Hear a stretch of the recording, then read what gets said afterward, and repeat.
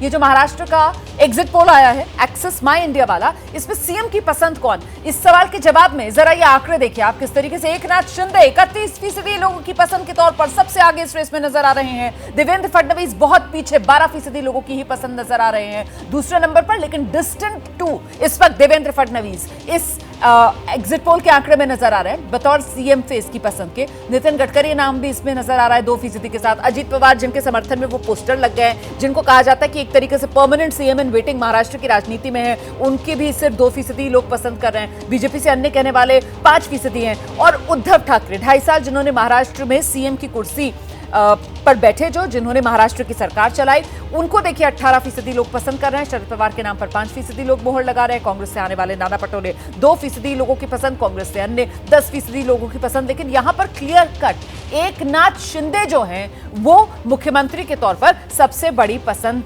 सामने आ रहे हैं। तो ये तो जन भावना है ना गोपाल जी, एकनाथ शिंदे महाराष्ट्र के मुख्यमंत्री बने, ये तो जन भावना है। फिर क्यों बीजेपी की तरफ से ये पेंच अटका दिया गया कि नहीं, पहले हम घोषणा नहीं करेंगे एकनाथ शिंदे के नाम की?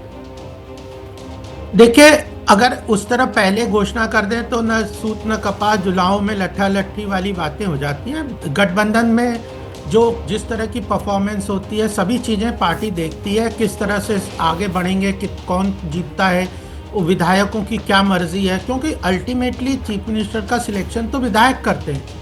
पार्टी एक तरीके से आइडियोलॉजिकल सपोर्ट देती है, ग्राउंड लेवल पे कैंपेन करती है। और अगर शिंदे साहब का परफॉर्मेंस अच्छा नहीं होता तो हमें पता है उनका अच्छा था, तभी तो इतनी हमें उनके कार्यकाल बहुत अच्छा रहा पीछे, और उसी की पसंद भी है लोगों को, इसीलिए उनको हमने अपना यहाँ पे चीफ मिनिस्टर के रूप में, हमारे कैंडिडेट भी वो पहले मतलब रहे पूरे, तो चीफ मिनिस्टर रहे, उनके कार्यकाल अच्छा था, लोगों ने उसको पसंद किया। ये तो ग्राउंड रियलिटी है।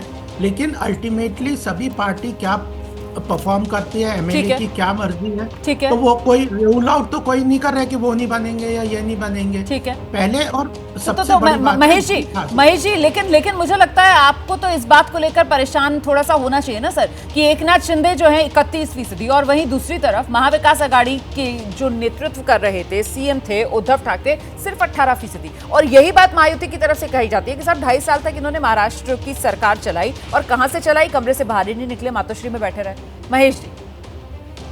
रोमाना जी, यही तो मैं कहना चाह रहा था थोड़ी देर पहले कि ये पोलिंग जो एग्जिट पोल है उसमें जो कमियां है वो ये दिखाती है। देखिए, जिस जनता से ये पूछा गया कि उन्हें कौन मुख्यमंत्री चाहिए, उसी जनता से ये भी पूछा गया कि किसको कितनी सीटें आएगी। तो वही जनता एकनाथ शिंदे जी को 31% वोट दे रही है उनको सीएम बनाने के लिए, लेकिन वही जनता उन्हें सिर्फ 50 से 53 सीटें दिखा रही है। तो ये मेल नहीं खाता कि अगर जनता के मन में एकनाथ शिंदे जी मुख्यमंत्री होने चाहिए तो बीजेपी की जगह पे उन्हें 80 सीट्स दिखाने चाहिए थे, जिसकी ज्यादा बीजेपी 149 सीटों पर चुनाव लड़ रही है, एकनाथ शिंदे जो है वो 81 सीटों पर चुनाव लड़ रहे हैं। किसकी पार्टी कितनी सीटों पर चुनाव लड़ रही है इसका भी तो आकलन करेंगे ना आप। ऐसे ही थोड़ी कि जनता कुछ भी कह देगी सर, जनता जो है वो सेंसिबली अपनी बात रखेगी ना। जनता 81 सीटों पर एकनाथ शिंदे की तरफ से चुनाव लड़ा जा रहा है, और आपके हिसाब से जनता को एकनाथ शिंदे की पार्टी को 100 सीटें दे देनी चाहिए। रोमाना जी सुनिए रोमाना जी, मैं जनता के बारे में नहीं बोल रहा हूँ, मैं इसको पोलस्टर एजेंसीज है उनके बारे में बात कर रहा हूँ। यही मैं बोल रहा हूँ कि कमियां है। अगर उन्हें 50 सीट्स देने के बाद उनको अगर 31% लोग ये दिखा रहे तो इसमें कुछ तो गलती है। इसके लिए आपका नजरिया हो सकता है ना सर, छोटे भाई की भूमिका में रहते हुए भी मुख्यमंत्री की कुर्सी तो बीजेपी की तरफ से एकनाथ शिंदे को दी गई है, इसमें कौन सी बड़ी बात है। खैर, मैं आगे बढ़ रही हूँ। महाराष्ट्र में महिला वोट किस पार्टी या किस गठबंधन को पड़ा है? एक्सेस माई इंडिया के एग्जिट पोल के आंकड़े सामने आए हैं और वो ये बता रहे हैं कि महिला वोटों के मामले में महायुति ने बाजी मार ली है। महायुति के खाते में 50% महिलाओं का वोट गया है। एक मुश्त 50% महिला वोटर महायुति के पक्ष में वोट कर आई हैं, और कांग्रेस गठबंधन मतलब महाविकास आघाड़ी के पक्ष में 36% ही महिला वोट जाता हुआ नजर आ रहा है। अन्य के खाते में 14% महिला वोट जा सकता है। तो ये महाराष्ट्र का एग्जिट पोल है, एक्सेस माई इंडिया के आंकड़े हैं, और किसका वोट किसे।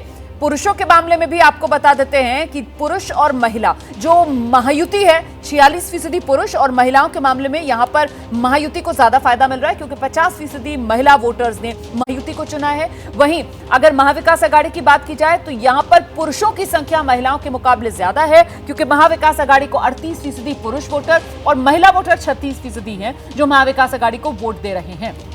आइए जरा जल्दी से मेहमानों का रुख कर लेते हैं। तो ये तो सीधे सीधे जो लाडकी बहन योजना है, गोपाल जी चल गई योजना, दाव चल गया, महिला बहनों का आशीर्वाद मिल गया।